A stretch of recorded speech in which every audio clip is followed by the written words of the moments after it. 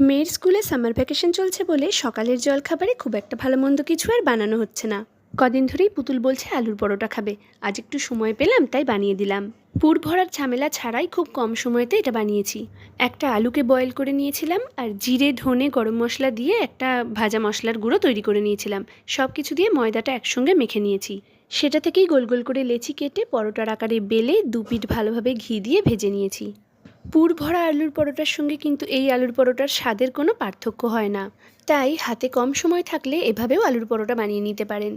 তারপর একটা একটা করে পরোটা নিয়ে তার এক পিঠে ভালো করে মাখিয়ে নিয়েছি এগলেস মেয়োনিজ আর টমেটো কেচাপ। আপনার বাচ্চা যদি ঝাল পছন্দ করে তাহলে এর মধ্যে একটু চিলি ফ্লেক্সও ছড়িয়ে দিতে পারেন।